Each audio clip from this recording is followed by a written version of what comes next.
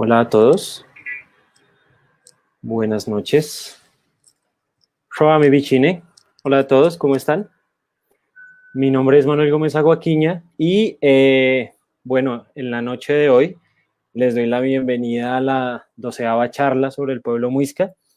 Para los que venían siguiendo las anteriores charlas, bueno, el tema que vamos a trabajar en la noche de hoy y que espero compartir con ustedes en la noche de hoy es el panorama de la región cundiboyacense, es enfocado especialmente el caso del Duit, la lengua Duit, las lenguas generales y las cátedras de la lengua muisca, para que ya podamos empezar a abordar una vez este tema. Entonces, les pido unos momentitos mientras reviso aquí unas cosas en redes. Perfecto. Ya estoy transmitiendo en vivo, entonces, bueno, como les decía, Shobami Bichine, hola a todos, ¿cómo están? Bueno, los aliento desde una vez a que si están interesados en hacer preguntas a lo largo de la sesión, de la charla, las vayan formulando desde una vez, desde un principio, para que al final podamos compartir un poco también dudas, preguntas, comentarios, demás, pues serán muy bien recibidos. Me alegra mucho poderlos tener a ustedes en la noche de hoy. Espero pues también todos los conocimientos que hemos podido intercambiar y recibir a través de este espacio pues sigan rindiendo frutos y también pues sigan por ahí moviéndose, liberándose. Y bueno, entonces como les decía ya al principio del video, del live, vamos a trabajar hoy el caso del Duit desde el panorama de la región cundiboyacense, el panorama lingüístico, el tema de las lenguas generales, tanto en el Virreinato de la Nueva Granada o en el Reino de Nueva Granada, pero también algunos casos puntuales en otros dominios del Imperio Español en América, y el tema de las cátedras o de la cátedra de lengua muisca. Entonces, saludo a Rafael y bueno, a las personas que se van sumando al espacio. Entonces, bueno, antes que nada, para quienes hasta ahora están empezando pues a seguir o se han interesado en estas charlas, como les decía, mi nombre es Manuel Gómez Aguaquiña, yo soy lingüista de la Universidad Nacional, soy investigador en tanto el tema de la lengua como de la cultura muisca, me enfoco principalmente ahora en el tema de muisquismos, pero terminé haciendo como muchas cosas alrededor de este tema y me dedico a la muiscología. Trabajo con el grupo de investigación Muiscubún, trabajo allí como investigador desde hace ya un buen tiempo y con la corporación Cosmogonías. También pues por parte de mi familia materna, desde el municipio de Pachavita en la vereda de Aguaquiña, he iniciado un proceso de autorreconocimiento étnico como descendiente de indígenas muiscas de este territorio y asimismo pues en relación con mis raíces y mis prácticas ancestrales desde mi familia, desde la comunidad, desde mis abuelos, y es desde allí, desde este lugar y desde este asiento donde fundamento mi identidad y bueno, también el proceso de autorreconocimiento como descendiente de la comunidad muisca en este territorio. Digamos que para los que ya seguían anteriormente las charlas, pero para quienes empiezan a sumar, yo procuro siempre a lo largo de estos espacios mezclar tanto la experiencia académica, es decir, todos los conocimientos académicos que yo he podido tener a lo largo de mi formación y también de los espacios en los que me he encontrado, con los profesionales con los que me he formado también.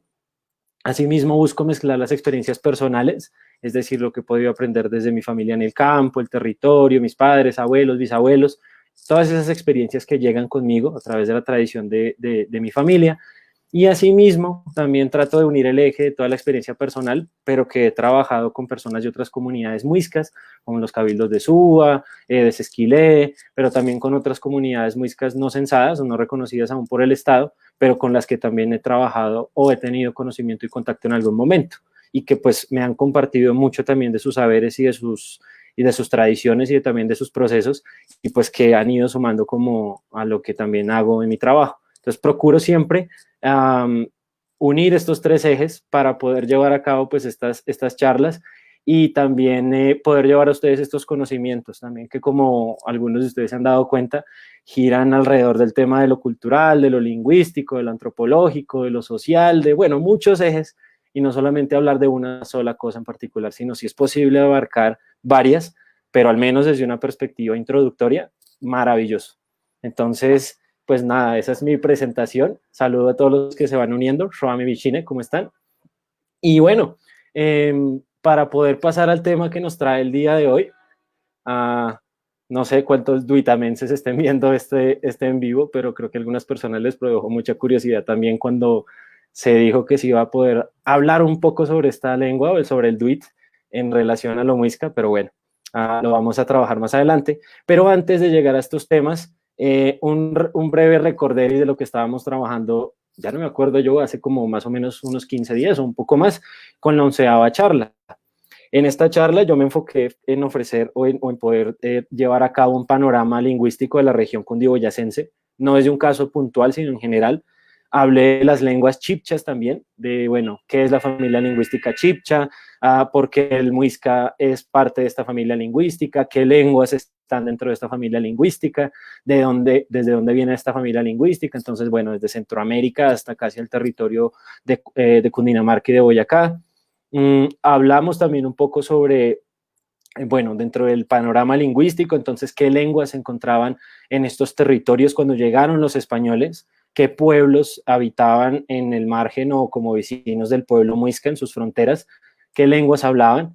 Y alcancé a tocar también un poco el tema de las políticas de lenguas generales, pero hasta ahí llegué. Digamos que, bueno, como ustedes saben, estos temas son a veces un poco bastante densos, entonces procuraré no ser tan psicorrígido, tan conceptual en lo que trabaje, pero digamos que esto fue lo que hablamos la sesión pasada, porque de nada nos sirve adentrarnos a hablar sobre el tema de la lengua muisca si antes no se ofrece un contexto general de, bueno, esta lengua en el marco de qué está, en relación a cuáles está. Ahora bien, ya cuando hablamos del muiscubún, de la variante de Bogotá, que fue documentada y de la que siempre se estará hablando, bueno, ellos llegaron a este territorio y que encontraron solo el muisca, no, entonces había que ofrecer un contexto en general y pues poder dar algunas particularidades al respecto. Entonces, si tienen algunas preguntas o cosas sobre la anterior sesión, también las pueden hacer aquí. Si no, pues pueden remontarse por el canal de YouTube a revisarla. Entonces, bueno, dándole ruedas ahora sí a este tema en particular, entonces tengo una pequeña presentación. Esta es de la sesión pasada, como se dan cuenta. Pero cuando yo llegué al tema de el panorama de la región cundiboyacense, el panorama lingüístico, yo hablé de muchas otras lenguas, no solo del muiscubún, de la variante dialectal de la lengua muisca hablada en Bogotá, sino hablé de esas otras lenguas que acompañaban o que estaban en una relación en el contexto de la lengua muisca, por los territorios vecinos y asimismo las comunidades indígenas vecinas que habitaron o aún habitan también estos territorios. Entonces, para llegar al tema, por ejemplo, de hoy, desde el panorama de la región cundiboyacense, el caso del Duit, es importante otra vez remontarnos a esta presentación y a esta diapositiva en la que yo, la sesión pasada, pues pude hacer hincapié.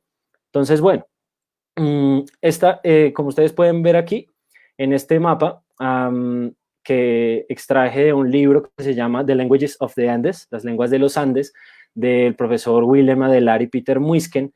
Ellos ofrecen un mapa, que es este de aquí, se ve obviamente un poco con no mucho detalle, pero es un mapa de las lenguas que desde los documentos coloniales o desde la descripción lingüística colonial o de la conquista, se hablaron en el territorio de Colombia. En este caso yo tomé un pantallazo de la región de la cordillera oriental colombiana, de estos territorios, porque siempre me llamó la atención que ellos hacían hincapié en unas lenguas que yo no había conocido, que no había visto con anterioridad y que estuvieron o que formaron parte de la diversidad lingüística de estas regiones. Entonces, bueno, una vez ya cuando empecé a leer un poco más sobre el tema y demás, decidí ya entrar en mayor detalle. Entonces está el mapa aquí de la derecha, que es un mapa de la aproximación del territorio muisca a la llegada de los españoles, que lo elaboró Ana María Falchetti y Clemencia Plazas en 1972, y es uno de los mapas que más me gusta en relación al territorio muisca, porque procura en lo posible pues ser lo más exacto posible. Obviamente pues el tema del territorio muisca siempre está debatiéndose y ahorita bueno, con mucho más hincapié a medida que se va investigando cada vez más. Esa es otra cosa.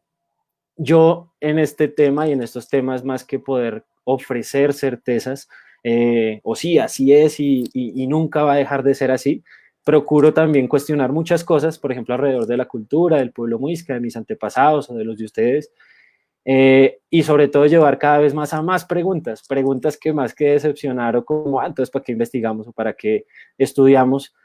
Nos lleven a investigar cada vez más y nos lleven a convertir tantas dudas en certezas, obviamente con el tiempo. Entonces, bueno, para llevar un poco más a alguna certeza sobre ese panorama lingüístico, entonces, como les decía, tomé este mapa de Ana María Falchetti, Clemencia Plazas, y ubiqué algunas de las lenguas que según la bibliografía que consulté, entonces, por ejemplo, trabajos del profesor Wilmer Adelar, pero también del profesor Adolfo Constenla, del investigador Diego Fernando Gómez y otros investigadores que he consultado, ubiqué en el mapa algunas de las lenguas indígenas que se hablaron o se hablan en el área de Cundinamarca, de Boyacá, del territorio cundiboyacense.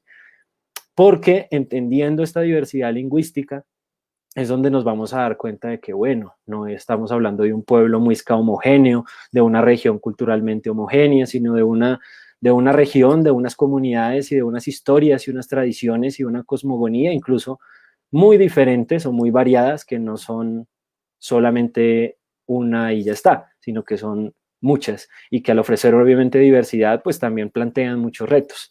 Entonces, por ejemplo, y de forma muy rápida, porque eso ya lo hablamos en la charla pasada, cuando uno mira el territorio muisca, que es todo lo que está dentro de estas líneas punteadas, bueno, según la aproximación del mapa, uno podría decir, bueno, de arriba hacia abajo, si siguen el puntero, todo esto es el territorio muisca. Obviamente, afuera encontramos varios pueblos y varias comunidades indígenas, como los guanes, que por ejemplo hablaban una lengua que probablemente tuviese una afiliación chibcha, aunque la falta de documentación lingüística pues no puede aseverarlo del todo, hablaban la lengua guane. Hacia el territorio de Vélez, lo que hoy en día es Vélez y regiones circundantes, se hablaba una lengua que es el agatano, y por tanto vivía una comunidad de un pueblo indígena llamado el pueblo de los agataes, como nombraron los españoles. De esta lengua tampoco se sabe mucho, solo podría proponerse que era de filiación chibcha, pero falta más investigación lingüística al respecto. Cuando uno ya empieza a bajar un poco más hacia la región del occidente de Boyacá, uno encuentra el pueblo Muso, el pueblo Colima. El pueblo Muso Colima hablaba una lengua que sí fue documentada en mayor medida, no tanto como el Muiscubún, pero no tampoco como las anteriores que mencioné, que la lengua Muso Colima, que probablemente tendría una afiliación chibcha por algunos préstamos lingüísticos que se han encontrado allí. Obviamente hace falta más investigación al respecto. Hay unos trabajos muy interesantes que ha realizado el profesor Oscar Chacón, con una tesis de maestría que realizó con el Instituto Caricuervo, donde él analiza un poco la toponimia y la onomástica musocolima en esta región. Entonces, por si les interesa conocer más al respecto. Pero bueno, digamos que esas son las lenguas que rodeaban o estaban en relación con el territorio muisca. Y si uno baja un poquitico más y más hacia el sur, cerca a la región de Fusagasugá, Pasca, Pandi o Arbeláez, encuentra que habitó un pueblo y una comunidad indígena. Actualmente creo que hay algunos procesos de autorreconocimiento del pueblo Sutagao, que tenían una lengua, la lengua Sutagao, que desgraciadamente no tuvo documentación lingüística, o si la tuvo, pues no se encuentra, ha desaparecido. Por tanto, podría llegar a ser de filiación chibcha, pero pues hasta no tener demasiados conocimientos lingüísticos es muy difícil aseverarlo. Entonces, bueno, acá está el territorio de la comunidad guayupe, del pueblo guayupe, ya desaparecidos también de su lengua. La lengua guayupe tampoco se sabe mucho. No la incluí en este mapa como una posible lengua relacionada con el muisca o con las lenguas chibchas, porque es probable que el guayupe estuviera relacionado más con las lenguas orinoquenses y, por tanto, culturalmente el pueblo con los pueblos de la Orinoquía. Entonces, por eso decidí no incluirlo allí al respecto. Si uno sube un poco más hacia la región del nororiente de Cundinamarca y el suroriente de Boyacá, uno encuentra el pueblo de los Teguas. Se ha hablado mucho acerca del pueblo de los Teguas. No hay mucha documentación histórica o lingüística al respecto, por no decir que lingüística nada, pero se ha asociado muchas veces a los Teguas como un pueblo probablemente chibcha y de una lengua también mismo chibcha. Pero lo que les digo, falta más investigación al respecto. De los teguas se sabe que ha quedado un conocimiento invaluable alrededor del tema de la medicina tradicional y de muchos usos y costumbres que se encuentran muy vivos en las poblaciones campesinas, descendientes probablemente de los teguas, en los municipios de Campo Hermoso, de Bermeo, de Santa María, de toda esta región del suroriente de Boyacá y del nororiente de Cundinamarca. Entonces habría que prestarle más atención al respecto. Y ya, bueno, cuando encontramos, por ejemplo, aquí en la parte norte de Boyacá, en lo que hoy en día serían municipios de Chita, Chiscas, Huicán, Cocuy, Panqueva. Se sabe y se documentó que había un pueblo llamado el pueblo Lache, que probablemente tendría una lengua llamada Lache, pero que tampoco ha sido documentada, pero que probablemente estaría en relación con la lengua muisca, o de las lenguas chipchas, porque actualmente todo este territorio del norte de Boyacá, todo lo que es la región de Cocuy y detrás de la Sierra Nevada del Cocuy, Cubará y demás, y zonas alrededor, ya llegando hacia el Casanario, subiendo hacia Santander, es decir, en el mapa esto que estoy señalando acá con el cursor. Hoy en día el pueblo de los indígenas Ugua, o mal llamados tuneos, hoy en día ocupa la mayoría de estos territorios. Entonces, es probable que el lache sea una lengua, si no el mismo Ugua o el antecesor de la lengua Ugua, pues asimismo que los Uguas sean descendientes de los antiguos indígenas laches. Es probable, pero obviamente hace falta más investigación al respecto. Sin embargo, por eso se ha considerado que la lengua lache tenga una relación más cercana. Ahora bien, el muisca de Bogotá, que es la lengua que conocemos como muiscún, que fue la variante dialectal de la lengua muiscas que se documentó, está en esta flechita que ustedes ven aquí en el mapa. Entonces, esta variedad que conocemos del muiscún y lo que está hoy en día en los diccionarios, en las fuentes lingüístico-misioneras, lo que en las comunidades reconocidas o no reconocidas se encuentra en proceso de aprendizaje y de transmisión y demás, es una variante, solo una variante dialectal de muchas que probablemente se encontraron a lo largo del territorio cundiboyacense, es decir, de sur a norte, pero de estas variantes no conocemos casi nada. Solamente se empieza a saber de ellas por el trabajo que empiezan a realizar lingüistas, antropólogos, investigadores ya con las comunidades campesinas actuales y que, por ejemplo, en el trabajo que realizo con muisquismos, cada vez más ofrecen la posibilidad de tal vez rastrear esas antiguas variedades dialectales que no fueron documentadas por los españoles. Probablemente hubo motivos políticos, también administrativos, o probablemente fueron documentadas, pero se perdieron sus registros. De esa variedad, de una de esas variedades o de esas variantes que los españoles en algún momento contaron, que hablaban en estos territorios, me quiero centrar en la que hablaremos el día de hoy. Perdonarán si me extendí, pero es importante también explicar un poco, pues, en el marco de todo, por qué vamos a llegar al DUIT.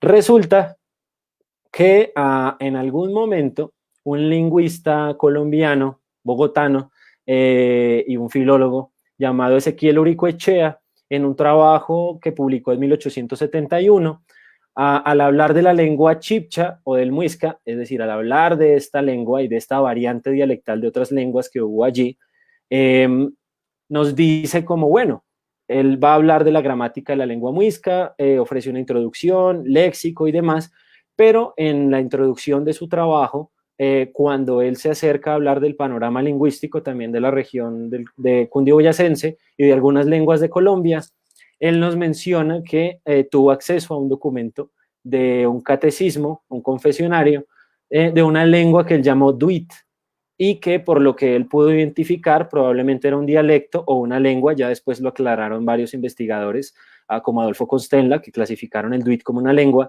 pero él menciona que en la región de Duitama, es decir, en el departamento de Boyacá, justo en territorio muisca, o lo que uno podría llamar tradicionalmente en territorio muisca, había una variante que él tuvo la oportunidad de mostrar en su trabajo. Desgraciadamente es muy poca la información que hay, pero a eso vamos a llegar.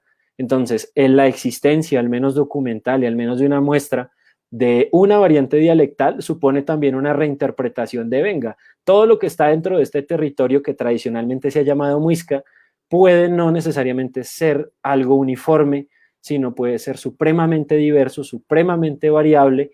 Y bueno, asimismo las lenguas, las culturas, las tradiciones, las herencias, los mismos territorios, porque hay que suponer también que este territorio no es un altiplano, son muchos valles interandinos, son regiones muy quebradas, páramos, montañas, lagunas, desiertos. Entonces, si el territorio mismo ya ofrece una diferenciación geográfica, no es de esperarse que también las comunidades que han vivido en estos territorios la tuviesen. Entonces, bueno, una cosa además es también importante aclararles que existe documentación lingüística, existe documentación histórica y de archivo que demuestra que había, por ejemplo, dialectos o lenguas en Sogamoso, por ejemplo, o en Paipa, o en Tunja, que eran diferentes al muisca, perdón, que se hablaba en el territorio de Bogotá, es decir, al muiscubún.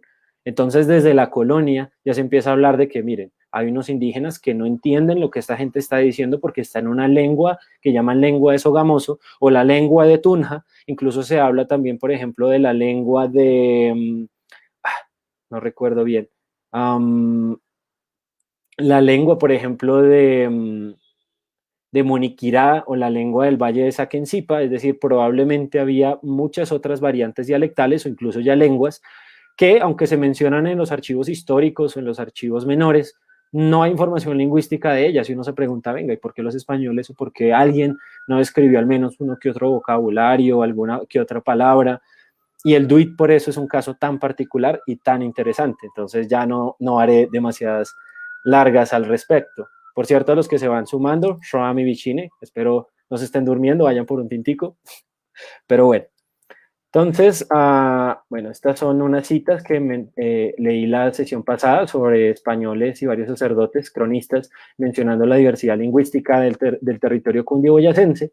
Pero como hoy vamos a hablar del Duit, y ya después de otros temas, hay que llegar al punto en cuestión. Entonces, este sujeto fuertemente barbado que ven aquí en la imagen es don Ezequiel Uricoechea. Él es el lingüista y filólogo bogotano que les comentaba que en 1871 en París tuvo la oportunidad de publicar este libro. Es la gramática, vocabulario, catecismo y confesionario de la lengua chibcha, según antiguos manuscritos anónimos e inéditos, aumentados y corregidos. Bueno, Ezequiel Uricoechea fue un lingüista muy importante dentro de los estudios del muisco-uno, de la lengua muisca, en tiempos del siglo XIX y durante mucho tiempo, incluso ahora sigue siendo un referente bastante importante para conocer estos estudios históricos y lingüísticos.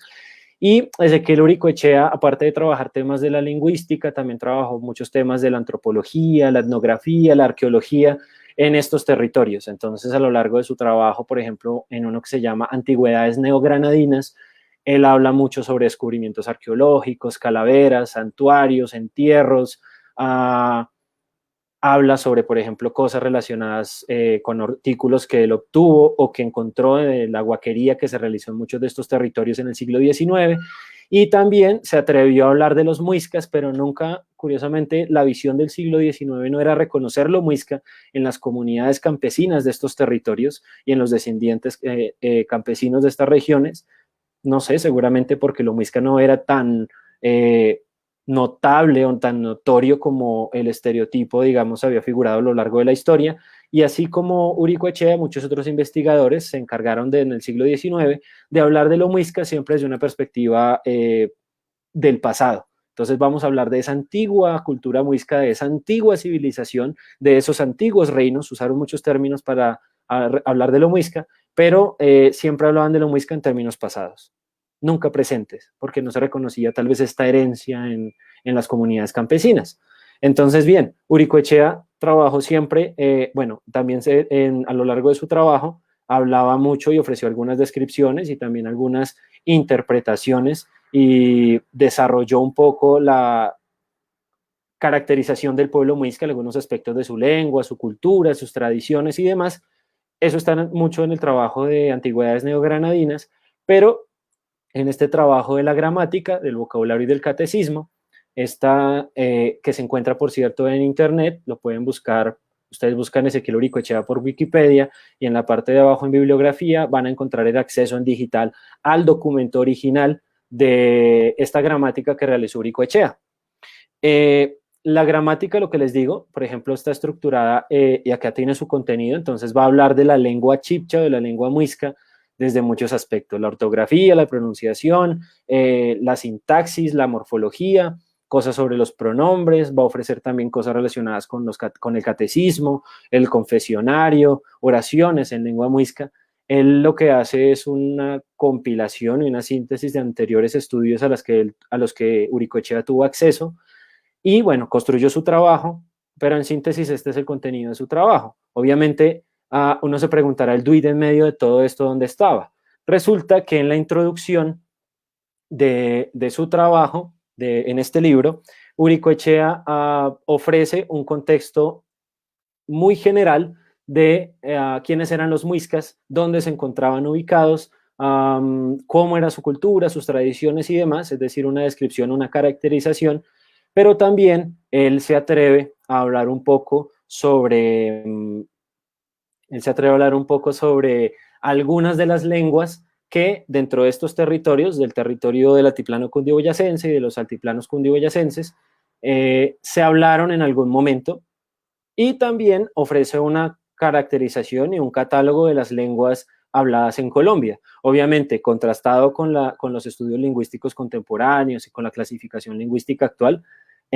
Muchas de estas lenguas pues no son lenguas, son dialectos o demás, pero allí en medio de todo esto es donde empieza a aparecer el DUIT. Entonces cuando él empieza a hablar de las lenguas de Colombia, cuando llega a la parte de Cundinamarca y Boyacá, entonces él empieza a hablar de las lenguas que había en estos territorios. Entonces, por ejemplo, él nos habla de que estaba la lengua chipcha, que hoy en día sería el muiscubún, o la lengua muisca, que había una lengua, probablemente una variedad dialectal o una lengua, no sabemos por falta de documentación, la variante tunjana o la lengua tunjana, luego la lengua duit, también reconoce la existencia de la lengua tuneva, es decir, hoy en día la actual Ugua, Azca, la lengua Ugua, también la lengua muso, que hoy en día, bueno, como les decía, está al occidente de Boyacá, hoy en día ya es una lengua que no se habla, pero la reconocen estos territorios. La lengua morcote, que probablemente fuese una variante dialectal del Ugua, asimismo como el chita, el cínciga, el guasico, todas estas él las muestra como lenguas, pero probablemente hayan sido variantes dialectales, solo que al no haber mucha información al respecto, pues hay que tener cuidado con cómo nos acercamos en ello. Y una lengua que es el itoco. El itoco es una lengua que, o bueno, una variante dialectal que probablemente se habló en la región del occidente de Boyacá. Entonces, en este marco de todas estas lenguas que Uricochea describe, está el duit. Y más adelante, entonces, aparece por fin el tan anhelado y el tan misterioso fragmento donde él dice, bueno, ¿cómo conoció esta lengua? ¿Cómo tuvo acceso a ella? Y entonces él dice, y lo voy a leer: para confirmar la existencia de estos diversos lenguajes en el imperio chibcha, es decir, estaba hablando de otras lenguas o posiblemente las variantes, al que nuestros historiadores modernos parecen dar una sola lengua, he tenido la fortuna de descubrir un antiguo manuscrito en lengua duit que se hablaba en el territorio de Duitama y de la cual doy al fin de esta introducción una muestra comparada con el chibcha. Es el primer dialecto chibcha que se conoce en términos documentados, es decir, que se puede ofrecer pruebas de ello o pruebas históricas. Es curioso pensar, bueno, realmente esta lengua se llamaba Duit o ese nombre se lo puso él o en la gramática que él encontró en el manuscrito decía allí, esta lengua se llama Duit, porque podríamos inferir que viene del nombre del territorio de Duitama, pero es solo porque se hablaba allí o porque el nombre propio de la lengua era así. Surgen varias preguntas. Otras, por ejemplo, ¿por qué a lo largo de su trabajo o por qué cuando Uricoechea, que más adelante les mostraré, muestra algunas pruebas de la lengua duit, por qué no mostró las demás? O sea, todo el manuscrito completo, los demás folios. Ahora, otras preguntas. ¿Dónde estaba aquel manuscrito? ¿Lo encontraría en Bogotá? ¿Lo encontraría en Tunja? ¿O en archivos de Sogamoso? ¿O en Duitama? ¿Qué pasó? ¿Sí? Y asimismo, nos lleva también a preguntarnos si hubo un manuscrito o un catecismo o un confesionario en lengua duit, quiere decir que una variante dialectal o una lengua de las del territorio cundiboyacense fue documentada. ¿Será que otras también que fueron mencionadas en documentos históricos lo fueron también? ¿Qué pasó si fueron así documentadas con esos documentos? ¿Desaparecieron? Entonces surgen muchísimas dudas y también esto le da una aura más de misterio a esta lengua del duit. Pero bueno, ya sin más detalles, pasar entonces a las pruebas o o en este caso a las muestras, al corpus de la lengua duit, que realmente es muy poco lo que ofrece Uricoechea y es solamente una muestra que nos permite también inferir que está en relación a un catecismo y a un confesionario. Entonces, bueno, cuando llegamos ya al duit en cuestión, Uricoechea lo muestra en un cuadro comparativo. Entonces, muestra varias oraciones, probablemente de un catecismo, de un confesionario, en castellano, en español, en chibcha, que bueno, hoy en día le diríamos muisca. Entonces aquí encontramos estas oraciones mismas traducidas en español, en castellano, y el tan anhelado duit al otro lado, comparándose con el castellano, el chibcha. Y bueno, entonces para los que están mirando en este momento esta diapositiva, de ese gusto también, revisen muy bien cómo es que, qué es esto del DUIT, estas palabras, cómo están conjugadas, cómo están escritas, cómo es su sintaxis. Cuando yo tuve el acercamiento, por ejemplo, a estos documentos donde está el DUIT, obviamente me parece muy extraño mucho de lo que veo allí, ¿sí? Digamos, las construcciones a nivel lingüístico me parecen muy particulares. Pero a medida que uno va analizando con conocimientos en lengua muisca, en muiscobún y también en otras lenguas del territorio cundiboyacense, y también de lo que uno conoce en la etnohistoria muisca y bueno, otras muchas cosas demás, uno empieza a darse cuenta que el léxico y todo lo documentado sobre lengua duit, que es realmente muy poco, es esta y otra imagen, empiezan a tener sentido y empiezan a tener una lógica e incluso una relación con la lengua muisca. Aquí a la derecha, en esta imagen que ustedes ven, Uricoechea lo que hace es mostrar los significados, es decir, a manera de léxico de vocabulario, la correspondencia de cada palabra. Entonces, por ejemplo, tut significa a mí, hogu o yogu, no sabría cómo pronunciarlo, para él es el imperativo del verbo tabgogri, que es decir. Entonces, así, Uricoechea analiza cada morfema, cada palabra, y da su correspondiente en español. Obviamente no sabemos qué criterios utilizó Uricoechea y eso nos haría inferir, ¿será que este catecismo, será que este confesionario que Uricoechea encontró al final no tendría una lista, un vocabulario así a modo de diccionario y que eso fue lo que él anotó y que permitió hacer estas inferencias de la imagen de la derecha? Es terriblemente frustrante poder acercarse a un documento como estos o a unas muestras de una documentación como estas y decir, ¿qué pasó con las fuentes? ¿Por qué no se abordaron más? Pero bueno, digamos que lo que hicieron muchos investigadores ya contemporáneos, como Adolfo Constenla, como Diego Fernando Gómez, como también la profesora María Estela González, a Miguel Quesada Pacheco, fue que cuando se acercaron al DUIT o a revisar un poco el DUIT, lo relacionaron con no un dialecto de la lengua muisca, sino como una lengua, porque tuvieron que hacer un análisis histórico, lingüístico histórico y lingüístico comparativo para empezar a darse cuenta qué relación había, ¿sí?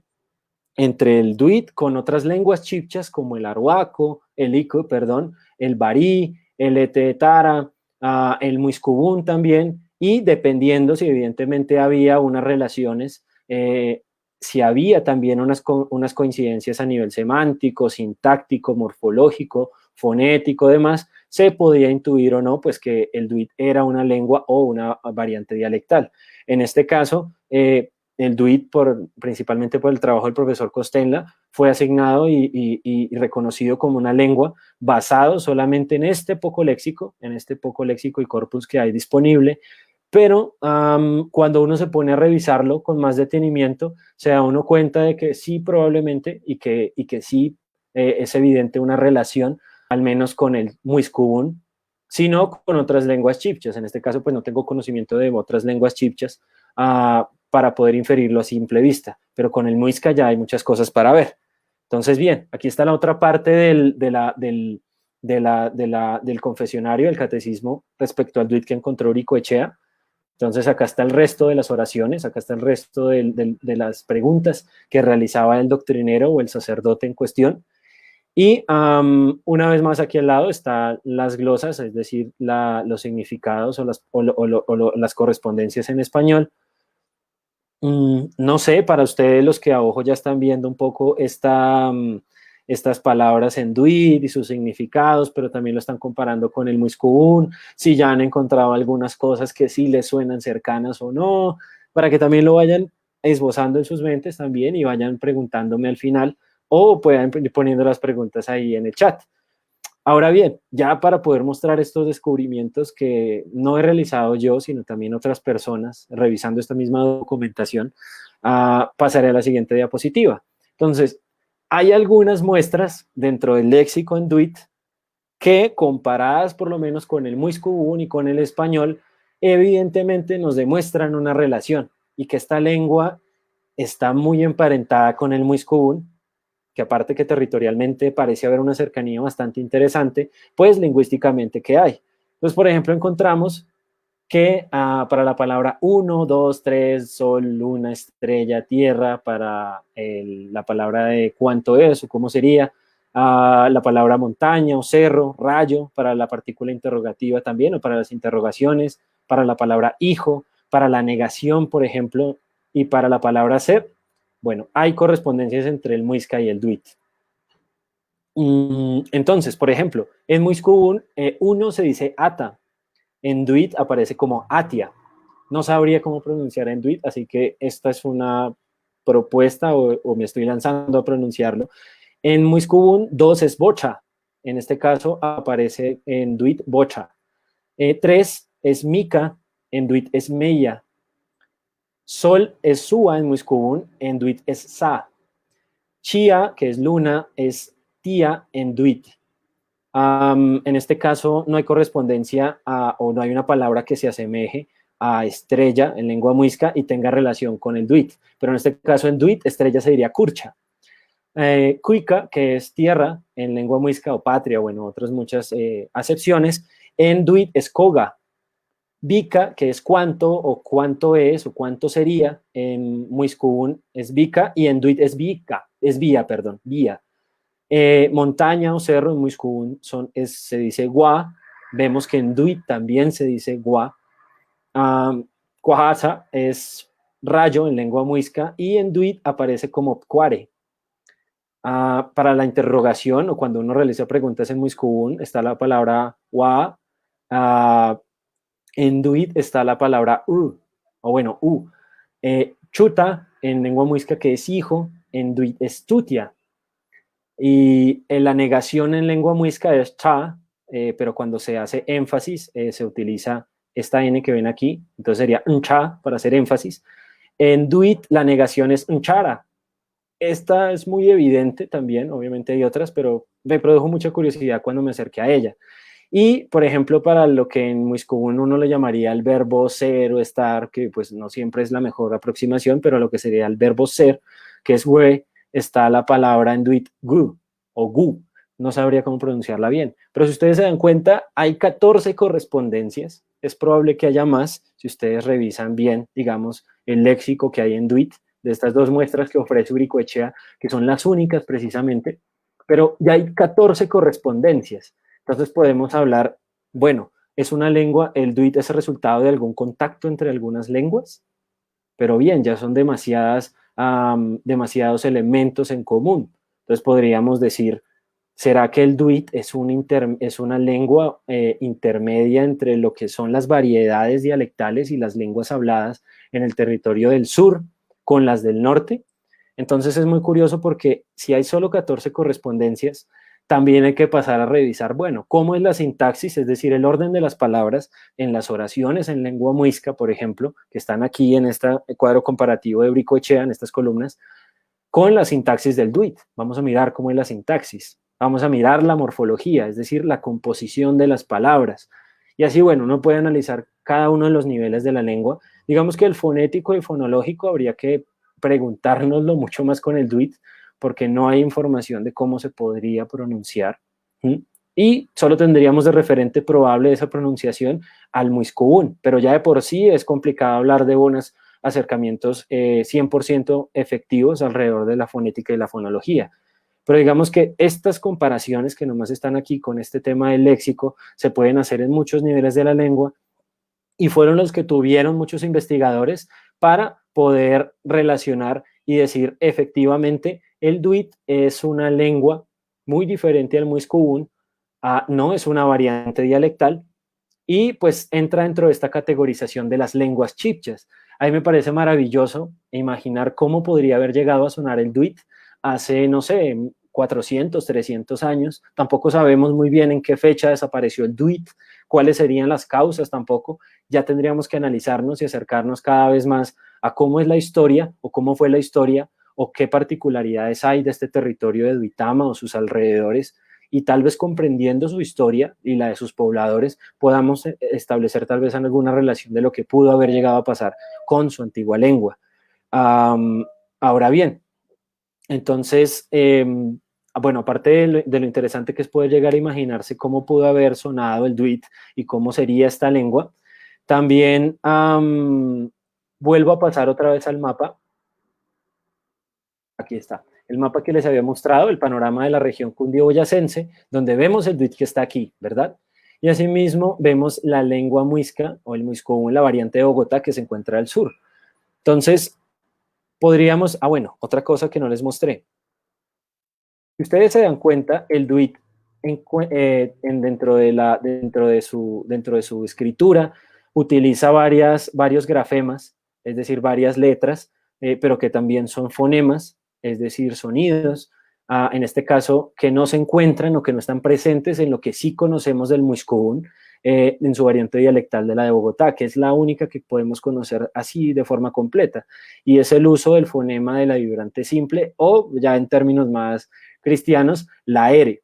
Entonces, si ustedes se dan cuenta en el duit, la R, la R, es un grafema y un fonema que está prácticamente en todas las oraciones, que cuando ustedes lo comparan con el muiscobún y cuando ya ustedes acceden, por ejemplo, a los diccionarios de lengua muisca, la R es un fonema que no parece estar dentro que no forma parte de la lengua muisca en la variante de Bogotá.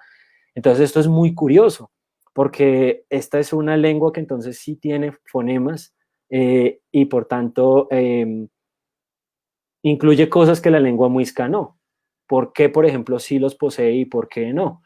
Y digamos que, bueno, aparte de esta presencia de un fonema muy diferente, también uno puede darse cuenta de otra cosa, y es que en trabajos ya posteriores, por ejemplo, en el trabajo del profesor José Joaquín Montes Giraldo, y de Diana Giraldo también, y otros que yo he hecho también alrededor del tema de los muisquismos, han sugerido estos investigadores, y también me he dado cuenta que cuando uno va entonces ahí sí vamos al mapa, cuando uno se va del sur del territorio muisca, entre comillas, un territorio uniforme, hacia el norte, podemos encontrar que en la toponimia, en los nombres de los lugares, o también en muchos muisquismos de plantas, animales, apellidos o cosas, o muchas otras cosas varias, empieza a encontrarse este fonema y ya después este grafema, la R, en muchos de estos nombres.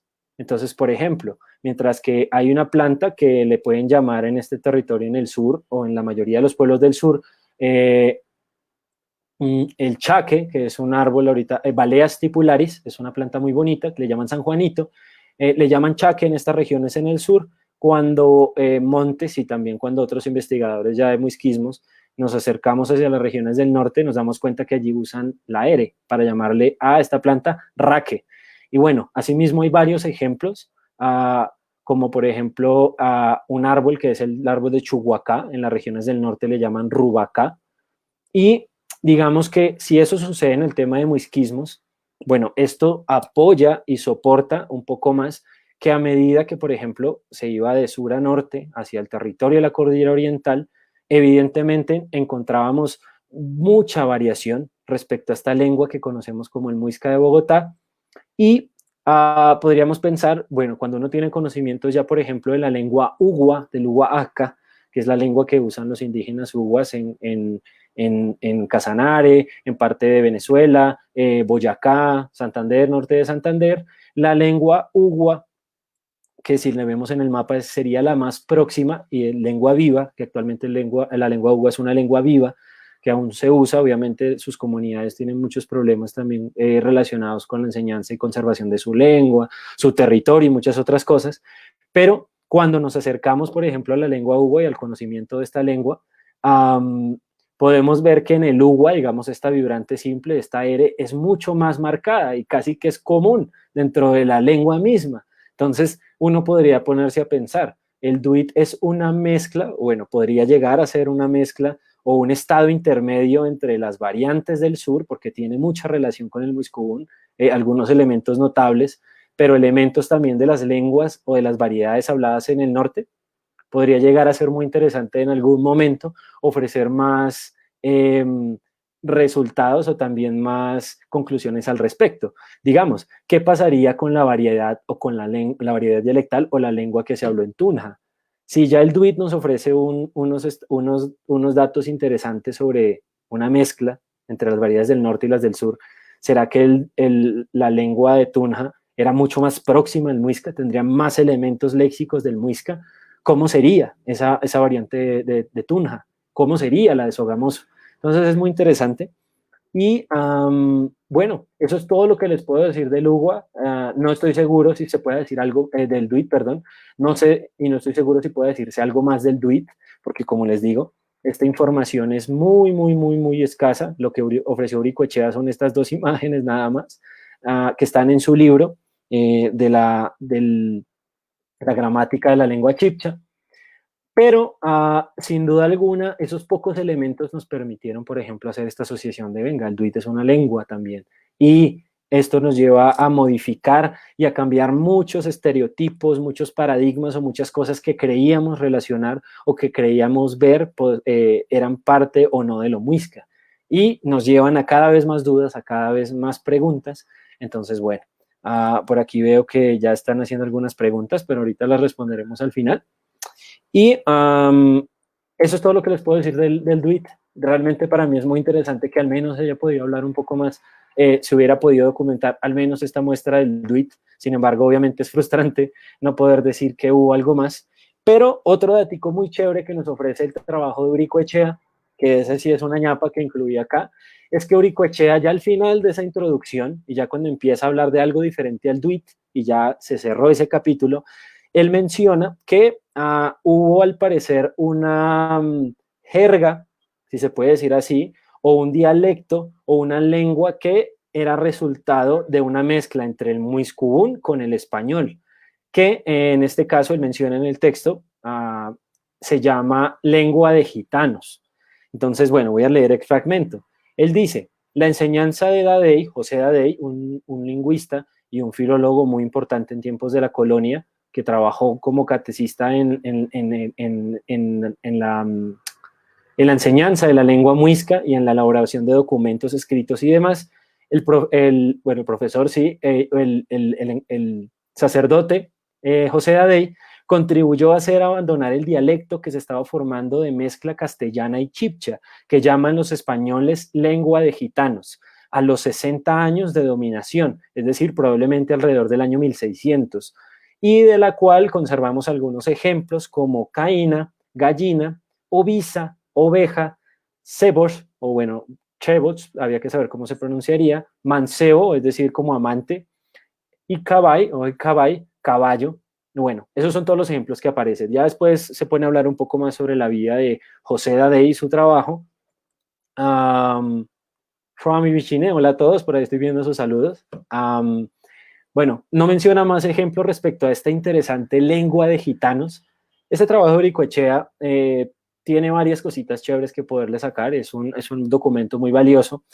¿Y qué podría yo decir respecto a este caso de la lengua de gitanos? Es probable que no fuese una lengua, sino el resultado de, y bueno, también una ventana que mostraba cómo fue probablemente el contacto entre el muisca, el muiscubún o sus variedades dialectales, otras lenguas muiscas de estos territorios, con el español.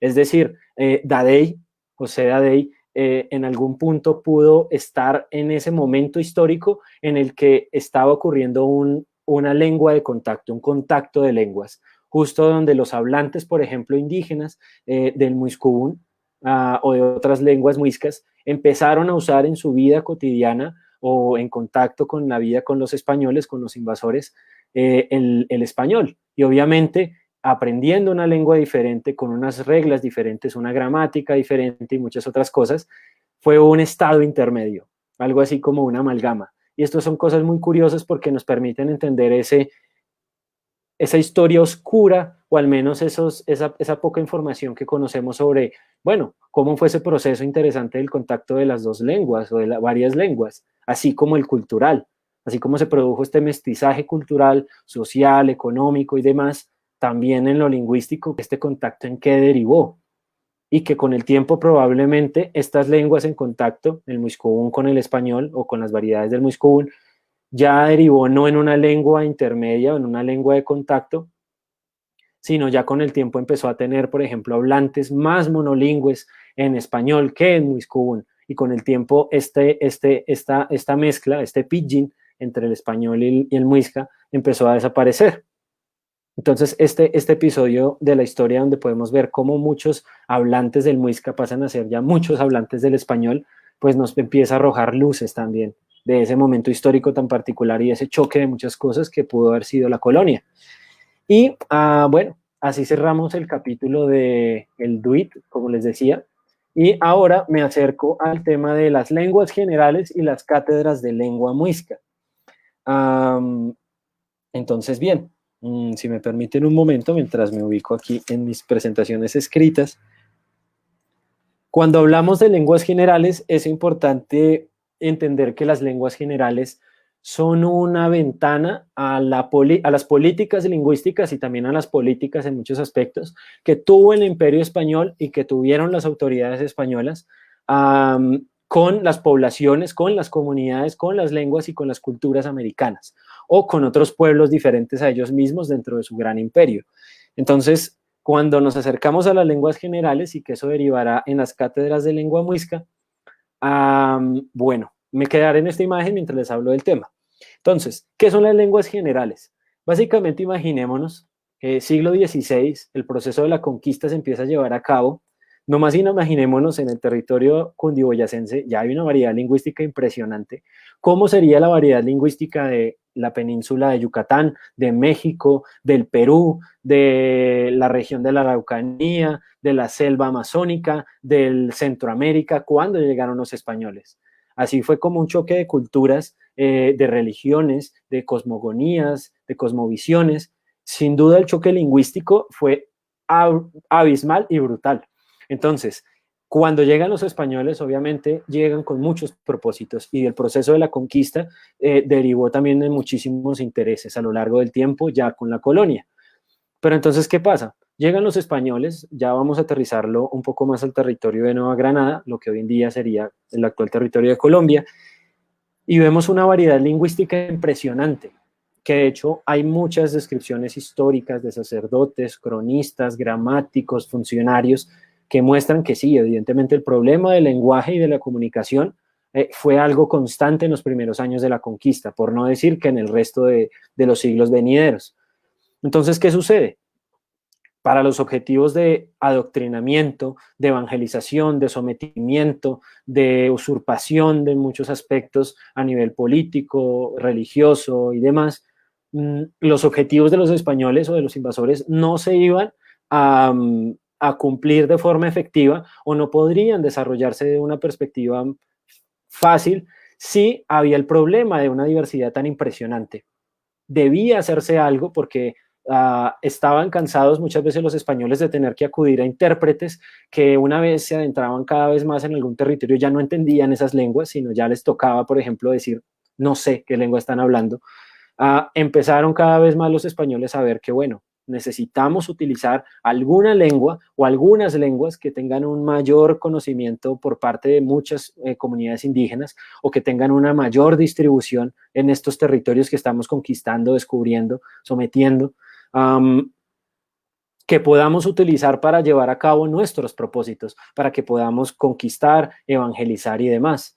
Entonces, el tema de las lenguas generales fue eso, fue un problema de fondo que hubo durante mucho tiempo en estas regiones, en el Imperio Español, en América, no estoy seguro en otras regiones, así que me perdonarán, pero que derivó en que muchas autoridades políticas, los mismos conquistadores y también los sacerdotes empezaran a utilizar lenguas indígenas que tuvieran un amplio rango o un amplio territorio de distribución, que fueran entendidas por muchas personas o por muchas comunidades indígenas, que en lo posible tuviera una posición también prestigiosa y que también cumpliera un rol político fundamental al momento de hacer los objetivos de los españoles.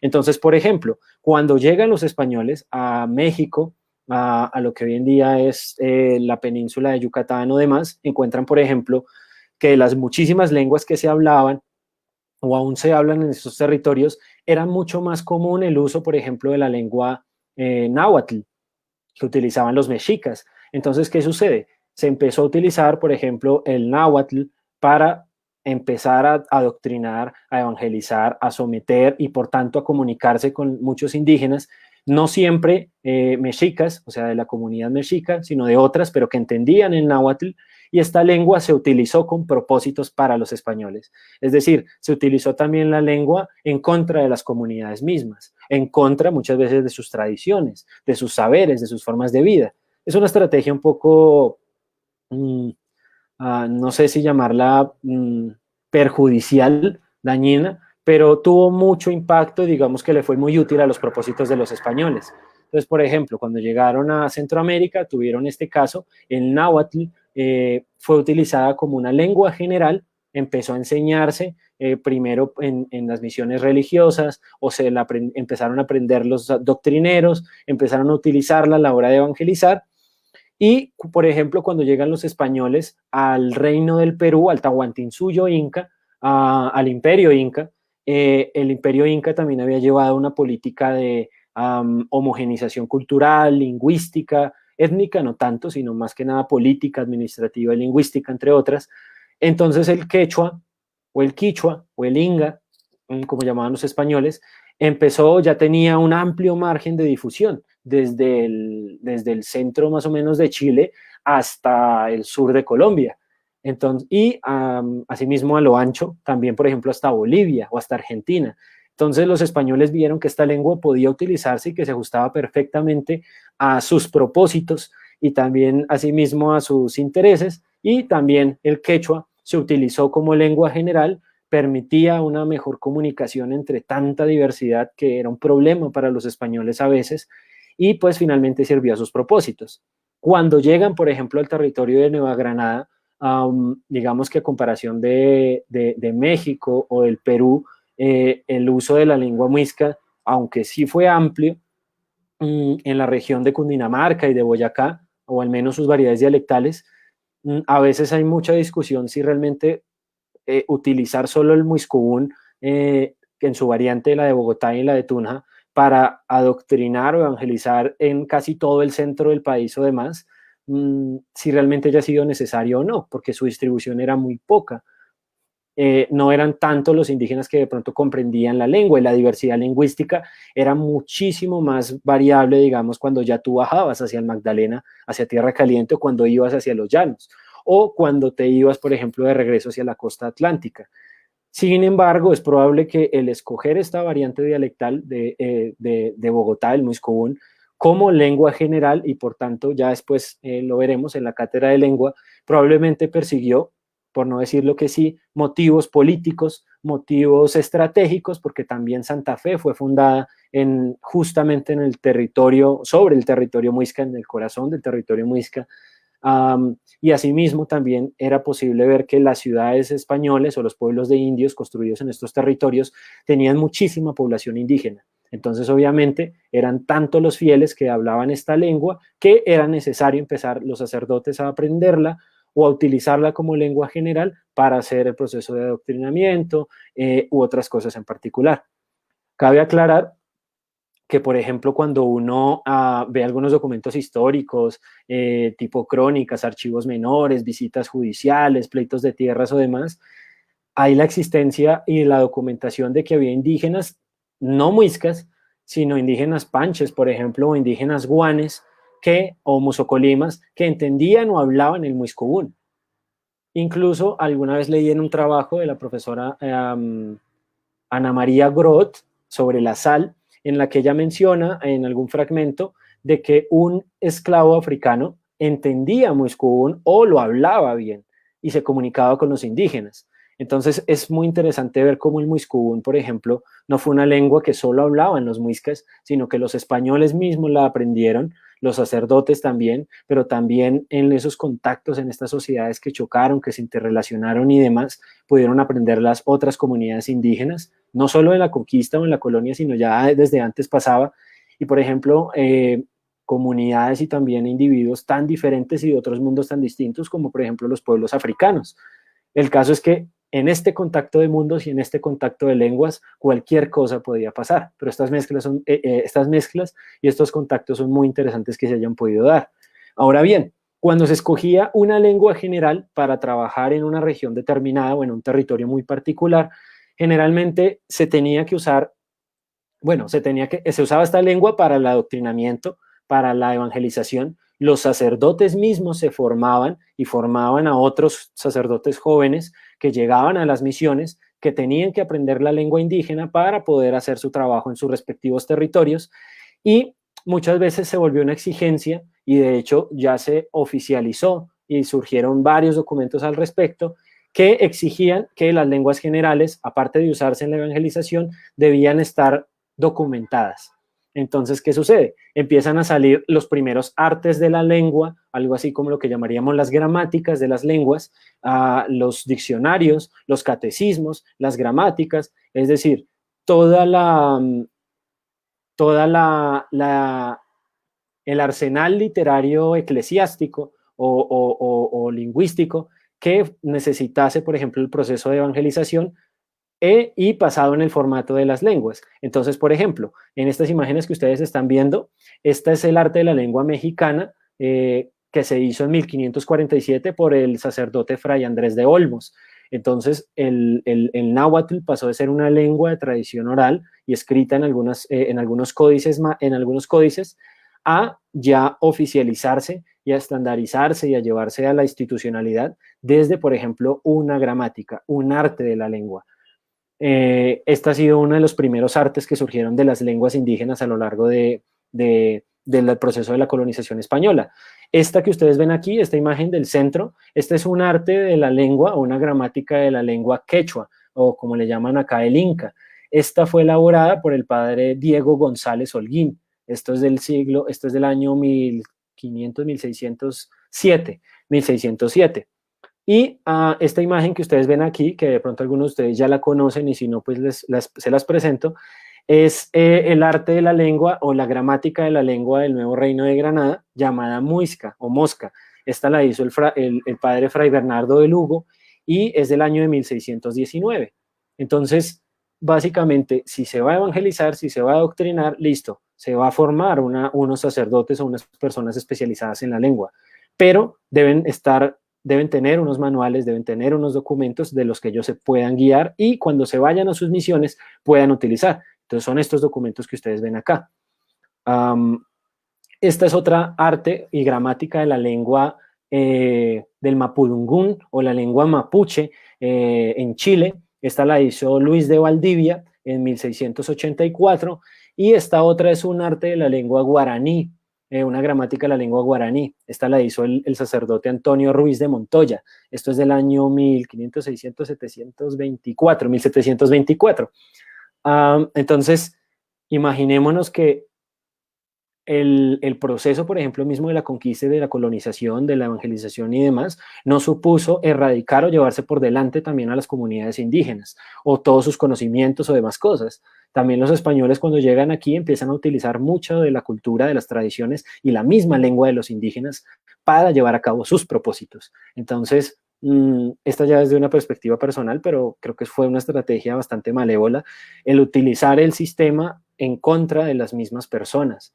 Y digamos que, bueno, lleva a entender que muchas veces las lenguas indígenas se promovieron, se aprendieron y se enseñaron también por parte de los españoles, porque al satisfacer sus necesidades y sus intereses, pues hay que conservarlas. Obviamente creo que no estaba un interés netamente lingüístico y no siempre hubo un interés benevolente solo por documentar y ya está. Sin embargo, es en la actualidad cómo podemos conocer muchas lenguas indígenas, mucho de su historia o al menos de cómo fueron escritas, o algunas incluso que ya no existen, pero que podemos acceder a ellas gracias a estos documentos, a estos artes, a estas gramáticas, y es, por ejemplo, esta imagen de aquí, esta gramática de la derecha, que es una de las fuentes lingüístico-misioneras primarias de la lengua muisca. De no ser porque en algún momento la lengua muisca se utilizó para la evangelización, se hizo una cátedra de la lengua muisca, es probable que nunca tuviéramos conocimiento de la existencia documental de la lengua muisca. Entonces imaginemos, por ejemplo, que a lo mejor hubo una gramática o un arte de la lengua duit con un formato semejante. Entonces, por ejemplo, en Colombia también hubo el caso de la lengua pijao. El pijao se utilizó como lengua general, o sea, el muisca no fue la única, pero el pijao se utilizó como lengua general, por ejemplo, en los territorios del Tolima, en el Valle del Cauca o el Cauca, también para la evangelización. Es decir, probablemente hubo un arte o existió un documento, un catecismo, que también documentó y conservó la lengua pijao, también con el sáliva y también con otras lenguas de los llanos. Entonces, digamos que hubo muchas lenguas indígenas que pudieron ser descritas. Otras, desgraciadamente, se perdieron y desaparecieron dentro de todo este proceso. Y ahora bien, veo que ya son las 9, entonces voy a dar algunas últimas precisiones. Creo que no alcanzamos a llegar al tema de las cátedras de lengua muisca, pero igual era importante hablar de las lenguas generales y de estas políticas que tuvo el Imperio Español y los sacerdotes y la administración y demás, para poder llegar al tema de las gramáticas, al tema de la cátedra, porque cuando vamos a hablar de cátedra de la lengua muisca, vamos a tener que hablar de estos documentos. Pero bueno, digamos que muchas de estas artes, estas gramáticas, estos confesionarios, ¿quiénes los hicieron? Entonces, en su mayoría, quienes tuvieron el monopolio de las almas en América, en el Imperio Español en América, fueron algunas órdenes religiosas. Entonces, entre esas estuvieron los jesuitas, los dominicos, los franciscanos, que a lo largo de su trabajo misional, humanístico o también estratégico, tomaron estas lenguas a estas comunidades y al dedicarse a su actividad pastoril, pues también empezaron a trabajar a lo largo de estas lenguas y a dejar estos documentos. Digamos que a mí me parece al menos muy loable y también increíble todo el trabajo que hubo de por medio para elaborar estos diccionarios y estos documentos cuando estos sacerdotes no necesariamente fueron lingüistas, sino eran hombres, no se conoce casos de mujeres, eran hombres formados en muchísimas disciplinas, bueno, desde la iglesia ustedes bien saben, el conocimiento es bastante amplio, y que deciden, por ejemplo, trasvasar lenguas que nunca habían sido escritas, conceptos que no habían sido escritos, a libros, artes y demás cosas. Igual hay algo de bello y sobre todo algo de impresionante en un trabajo tan rigurosamente establecido. La idea también era, al usar las lenguas generales, también buscar una homogenización lingüística y una homogenización cultural. Es decir, se usaba una lengua para imponerla por encima de otras. Si ya estaba pasando cuando el Tahuantinsuyo Inca estaba en su expansión, los españoles siguieron haciéndolo con más ahínco cuando llegaron al Perú. Entonces, esta homogenización e imposición de una lengua como general, pongámonos a pensar que también desplazó, erradicó o llevó a la extinción a muchas otras lenguas que pues eran lenguas muy reducidas, con pocos hablantes o de un territorio muy particular. Entonces, estos propósitos de las lenguas generales también, aunque conservaron y documentaron muchas lenguas, promovieron o aceleraron el proceso de pérdida lingüística y cultural de una forma impresionante. Y digamos que esa diversidad que hubo en este continente, pues muchas veces ya no se va a poder reconstruir siempre, porque al no haber documentación, solo podemos imaginar de un jardín supremamente diverso, pero ya está.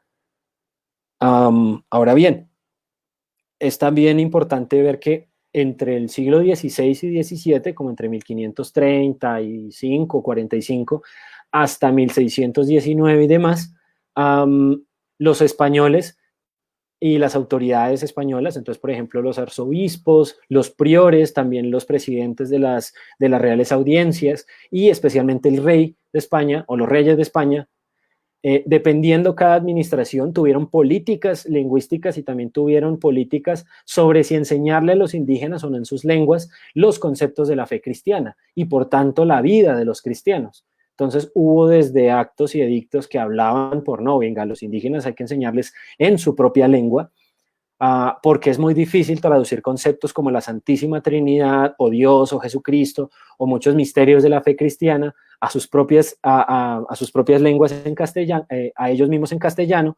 Hay que usar sus lenguas, pero también estaba, por ejemplo, la preocupación de no, realmente ellos estarán aprendiendo la fe cristiana y los misterios de la fe cristiana con sus lenguas indígenas, porque muchos sacerdotes y los mismos políticos o el rey mismo a veces consideraban que no podía trasvasarse lo sagrado y no podía trasvasarse en los conceptos cristianos a una lengua indígena porque era bárbara, porque seguramente la lengua no tenía la capacidad de expresar esos conceptos, cosa que es terriblemente falsa. Todas las lenguas pueden explicar los mismos conceptos, pero claramente la interpretación y la traducción van a ser muy diferentes.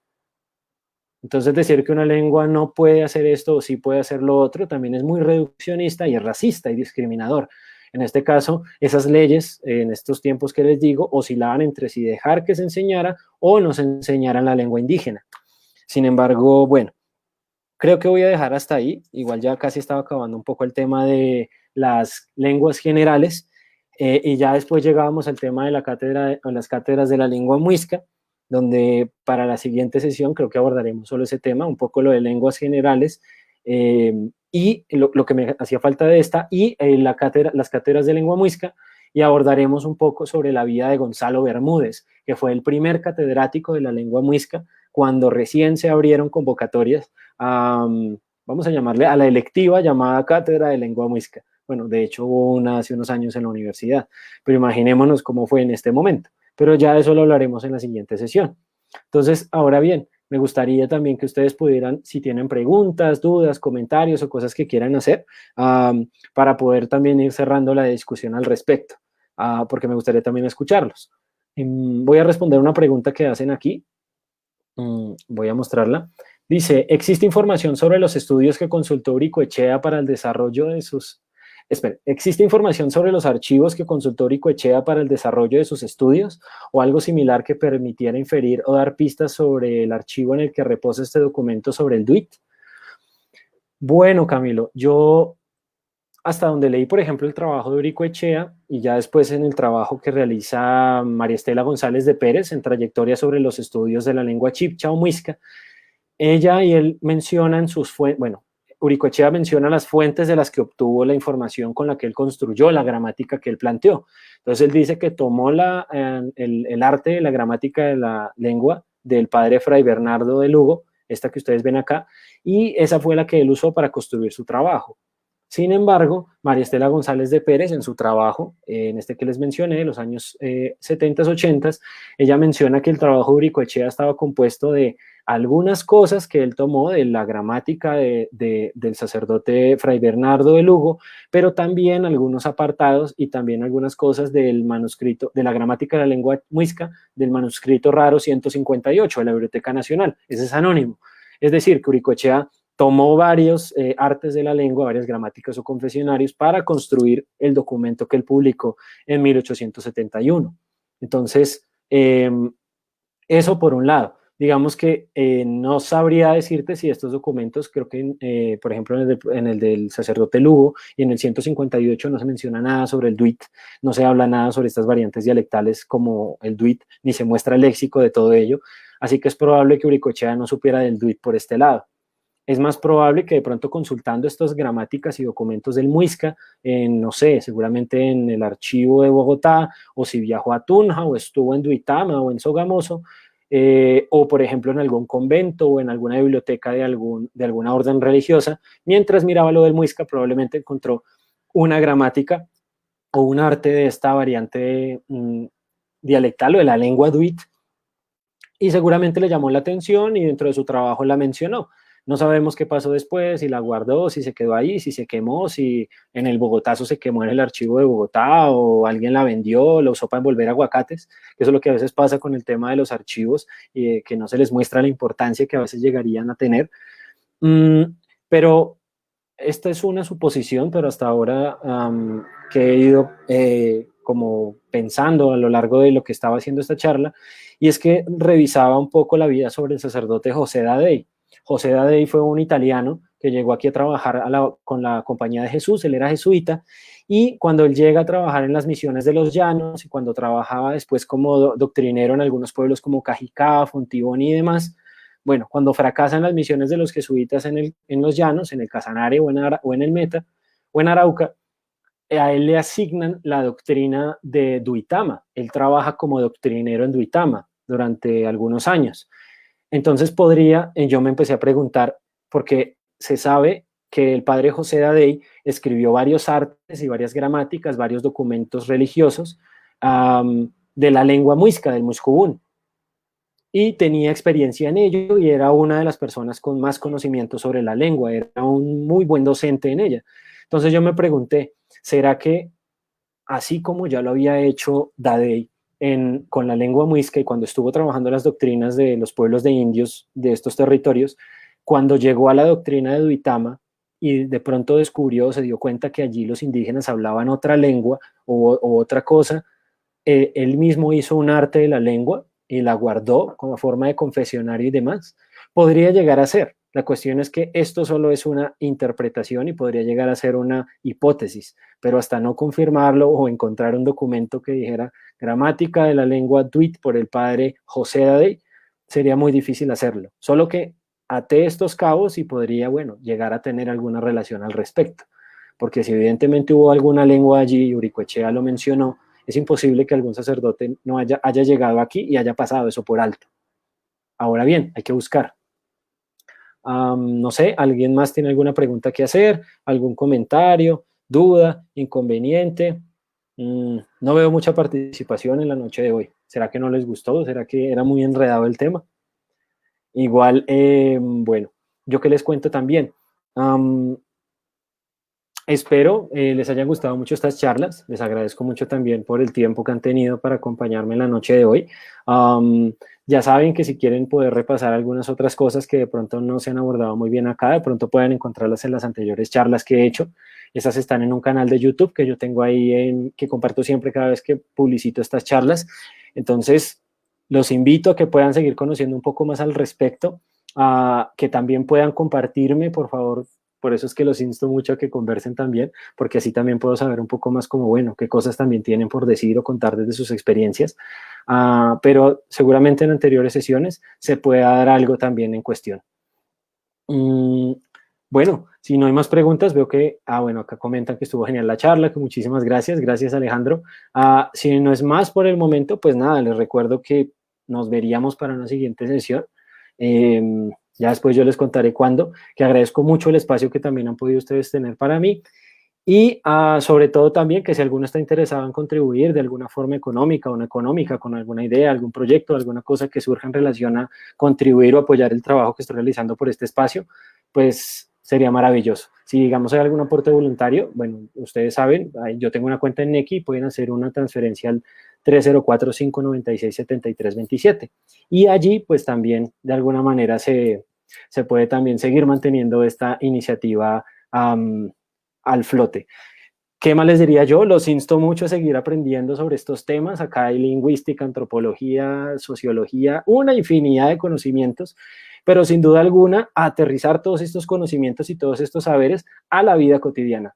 Es impresionante o es impresionante imaginar cómo esto, que parece ser tan lejano, tan distante como de algo que llegara a tener algún uso en la actualidad, sin duda alguna puede abrir muchísimo los ojos hacia cómo eran las realidades hace 100 años, 200, 300 años, cómo era la relación entre indígenas y españoles, qué pasa con nuestras lenguas, con las comunidades, con las culturas indígenas. Es decir, todos estos conocimientos que no queden solamente en algo teórico y netamente académico, sino que precisamente trasciendan a lo social y bueno, pues que ustedes también se animen y sigan haciendo incluso con estas cosas que aprenden, cosas en sus respectivos territorios y demás. Entonces, no siendo más, quedando todo supremamente claro, ya saben, bueno, por ahí comentan que en Paipa le dicen raque al árbol que mencionó Manuel. Ok, entonces, por ejemplo, ya sé un dato o sabemos un dato de que en esa región, bien arriba, en el norte de Boyacá, no le llaman chaque, como por ejemplo ha sido documentado en los trabajos del profesor José Joaquín Montes. Entonces, cada vez más se apoya este tema de las variantes dialectales y demás. Igual eso lo abordaremos en el tema de muisquismos también, que bueno, será en futuras charlas y demás. Les agradezco mucho por el espacio. Les agradezco también por su disposición y bueno, sigamos aprendiendo y sigamos compartiendo un poco más en medio de estos tiempos que no sean tan difíciles para cada uno. Un abrazo, misichosco a todos y ya saben, si les interesaron estas charlas y desean compartirlas, por favor, que hay que liberar el conocimiento. Cuídense mucho.